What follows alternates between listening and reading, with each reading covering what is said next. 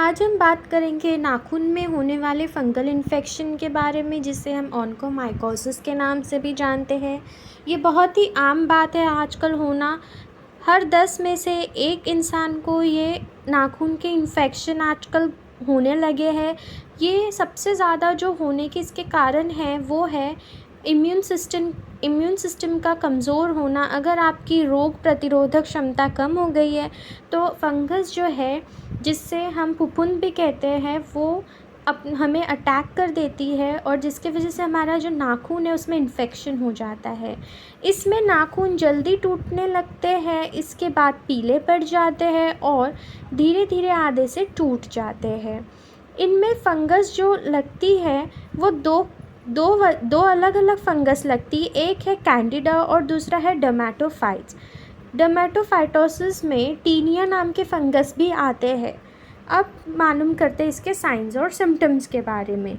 इसमें खुजली होती है, नाखून पतला होने लगता है और इसका कलर चेंज होने लगता है। जैसे आम उंगली का जो नाखून का कलर होता है वो होता है लाल, तो लाल से फिर ये सफ़ेद होने लगती है, फिर पीली पड़ जाती है और फिर ये पड़ जाती है ब्राउन। फिर ये टूट कर गिरने लगती है और बिल्कुल ख़राब दिखने लगती है। कभी कभी अगर हम इसे नज़रअंदाज कर दें तो इसमें मावाद यानी कि पस और चिपचिपा पानी जैसा भी निकलने लगता है। जब छूते हैं अगर हम नाखून के करीब करीब तो हमें वहाँ से ऐसा फील होता है कि कोई तो चिपचिपा पदार्थ निकल रहा है। अक्सर हम ये डॉक्टर के पास लेकर जाते हैं मगर मलहम लगाते लगाते थक जाते हैं, मगर यह ठीक नहीं होता है। फिर पूरा नेल इसमें निकल जाता है और अगर हम इसकी ट्रीटमेंट छोड़ दें तो ये इन्फेक्शन बढ़कर आपके नाखून के आसपास का जो चमड़ी है वो पूरा इन्फेक्ट हो जाता है और काला पड़ जाता है।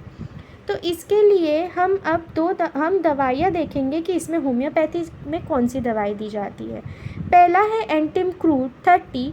अगर आपका नाखून पीला पड़ गया है, बहुत ज़्यादा खुजली आ रही है और टूटने लगा है तो ये बहुत अच्छी दवा है। इसे 30 पोटेंसी में लेना है या 2 बूंद टंग पे ज़बान पे डायरेक्ट लेना है, सुबह दोपहर शाम। दूसरी दवा है आर्सेनिक अल्बम, ये 200 पोटेंसी में लेना है। अगर आपके नाखून में जलन हो रही हो, खुजली हो और फिर स्किन काला पड़ गया है, जो नाखून के ऊपर की स्किन रहती है अगर वो काला पड़ने लगा है या ब्राउन पड़ने लगा है इस तरह, तो आपको लेना है आर्सेनिक अल्बम 200 पोटेंसी में।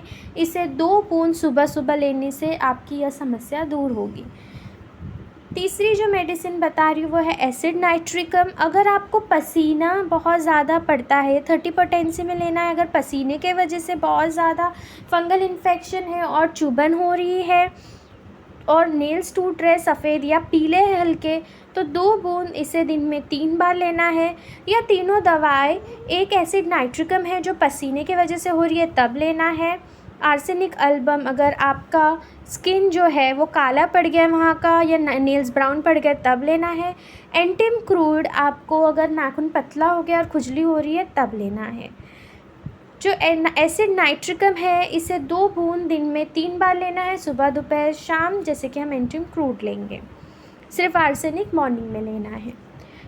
इन तीनों दवाई के साथ एक कॉमन दवाई होगी जो होगी बायो कॉम्बिनेशन नंबर 20 की दवा। यह स्किन डिजीज़ के लिए रहती है। ये हर फंगल इन्फेक्शन के लिए बहुत ही अच्छी दवा है। ये गोली के फॉर्म में मिलेगी आपको। 6 गोली आपको 3 बार लेना है दिन में, सुबह दोपहर और शाम। अब आती है बारी क्रीम की, जो आपको लगाना है जो नाखून आपका ख़राब है। इसमें 2 क्रीम के ऑप्शन है, इसमें से कोई एक आप चूज़ करके लगा सकते हैं। तो एक है टॉपी आज़ादी रश्ता क्रीम, ये नीम से बना है और नीम जो है वो एंटी फंगल नेचर में होता है और इसे आपको 3 बार अपने नाखून पे लगाना है। अगर आप ये लगाएंगे तो भी चलेगा और तीनों कंडीशन में आपको लगाना है। ये दूसरी क्रीम है जो है टॉपी हील क्रीम। इसमें कैलेंडुला, एक्टिनिसिया और मिलीफोलियम जैसी दवाइयाँ हैं। ये फंगल इन्फेक्शन के लिए बहुत अच्छी होती है। आप आज़ादी रश्ता के बदले ये क्रीम भी इस्तेमाल कर सकते हैं। इसे भी आपको 3 बार लगाना है। आप ये सब दवा कंटिन्यू करेंगे, आपको 2 से 3 महीने में तक ये सब कंटिन्यू करना है। 1 महीने में आपको बहुत आराम मिलेगा, मगर 2 से 3 महीने तक अगर आप लगाएंगे तो आपका फंगल इन्फेक्शन जड़ से ख़त्म हो जाएगा।